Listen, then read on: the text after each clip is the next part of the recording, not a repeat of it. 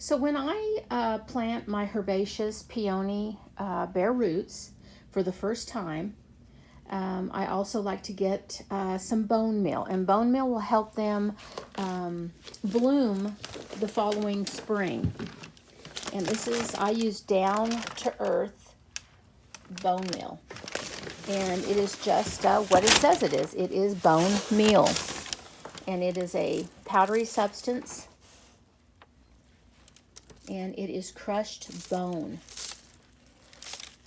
and it's very high in phosphorus, and the phosphorus is what helps your plants bloom.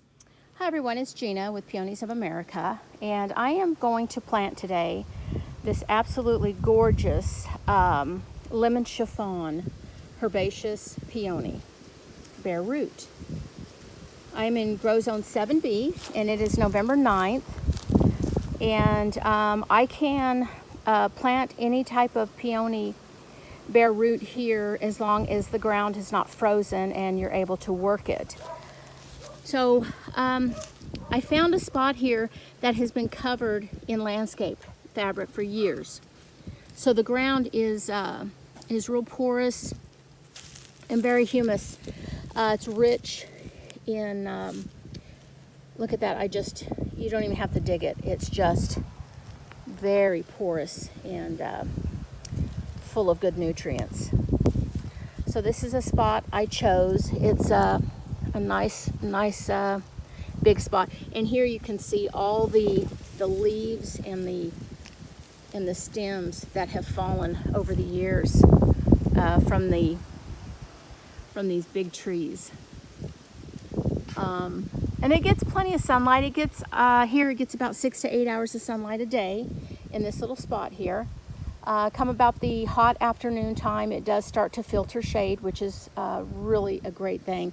The reason I poured those stems and some of the leaves in there is it's just such good nutrient. I also like to add about a handful of bone meal into the soil as I'm working it. So I'm going to dig a hole that will fit this peony root, and it will take up this whole area that I've got here. So it's about a foot by 1 foot by 2 foot long, and I'm going to dig a nice big hole, and that is where I'm going to plant this herbaceous peony root.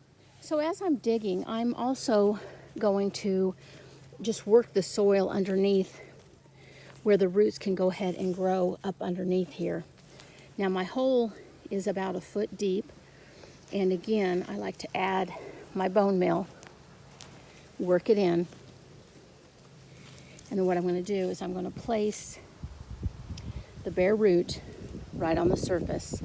So here and here is where the stems are going to come up. So you also want to keep that in mind. So if you do dig a big hole and you put the stem end or the eye end at one end, remember in that area it's going to grow up on that side. So if you want it in the surface or in the center, I would have to dig out over here some more. So you just want to place it where you think you want those stems to start to grow.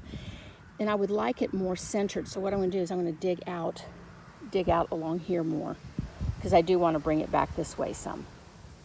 So as I have dug down, now the roots, you can see the new roots here, will have a really good start.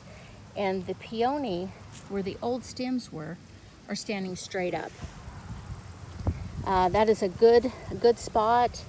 The eyes will not be too far below the ground. And what I will do is I will start backfilling. And it is a quite large hole. Some of the grass will get in there, which is okay. And I will just cover that up. And there is my stem right there.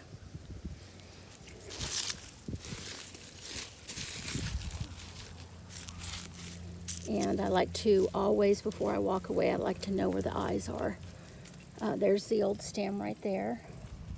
So the eyes were just below that. That is a really great spot right there for that lemon chiffon bare root. And you can see, again, the old stems are right here where they were cut off.